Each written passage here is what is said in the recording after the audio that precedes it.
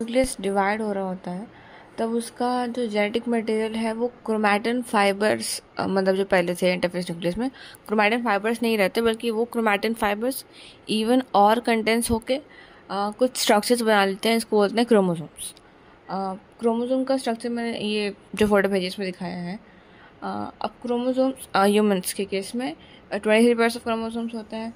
तो अब जैसे डिवाइडिंग न्यूक्लियस है, मोस्ट ऑफ जो दिया है क्रोमोसोम का स्ट्रक्चर किस तरह का है उस पर मतलब बुक में डिस्क्राइब किया गया है। पहले क्रोमोसोम जो होता है उसमें 2 आर्म्स होते हैं और दोनों आर्म्स एक जगह पे, मतलब वैसे तो दोनों फ्री होते हैं ऑल द वे, बट एक जगह पे वो बीच में भी हो सकता है, ऊपर भी हो सकता है। वहाँ पे एक प्राइमरी कंस्ट्रक्शन होता है जिसको बोलते हैं सेंट्रोमियर। अब जहाँ पे सेंट्रोमियर्स होता है मतलब उसका प्राइमरी कंस्ट्रक्शन, तो सेंट्रोमियर पे तो बस वो दोनों जुड़े रहते हैं उस तरह से, मतलब दोनों आर्म को जोड़ने के लिए सेंट्रोमियर। बट सेंट्रोमियर के तुम ऑपोजिट साइड देखोगे, लाइक उसके आउटसाइड पे सेंट्रोमियर जो अंदर हो गया, और जो आउटसाइड पे कुछ डिस्क शेप के स्ट्रक्चर्स होते हैं, इसको बोलते हैं काइनेटोकोर्स। ये काइनेटोकोर्स क्या करते हैं, जैसे जब सेल डिवाइड हो रहा होता है, इसमें डिवाइडिंग का ही काम है, तो जब सेल डिवाइड हो रहा होता है स्पिंडल फाइबर्स सेंट्रोजोम जो रिलीज करता है, तो उसे एक मेटाफेजिक प्लेट पे आना होता है। मतलब एक सेल में जो बीच में एक प्लेट सी बनती है क्रोमोसोम की, और उसके बाद दोनों सेल में क्रोमोसोम इक्वली बांट दिए जाते हैं। तो जो एक प्लेट बननी होती है तो स्पिंडल फाइबर्स और क्रोमोसोम को एक अरेंज करते हैं, और अरेंज करने के बाद एक काइनेटोकोर स्पिंडल फाइबर जाके काइनेटोकोर पे अटैच होते हैं, और फिर उसको मतलब इसको इस तरह से तोड़ देते हैं क्रोमोसोम को कि एक पार्ट उसके पास एक सेल के पास जाएगा, एक पार्ट एक सेल के पास जाएगा। तो उस तरह से जो अटैचमेंट ऑफ स्पिंडल फाइबर्स है वो काइनेटोकोर्स पे होता है।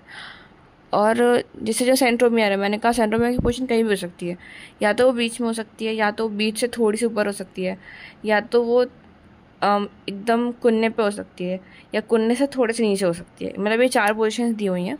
अब एकदम बीच में है तो उसको बोलते हैं मेटासेंट्रिक क्रोमोसोम, मतलब वो बीच में है। मेटा मतलब बीच में, सब मेटासेंट्रिक मतलब बीच के थोड़े से ऊपर है, और टीलोसेंट्रिक मतलब एकदम टॉप पे ही है उसका। मतलब जो उसके आर्म्स हैं, तो उसका कोई शॉर्टर आर्म कोई लॉन्गर आर्म नज़र नहीं आ रहा है, उसका सिर्फ एक लॉन्गर आर्म ही दिख रहा है मोस्ट ऑफ।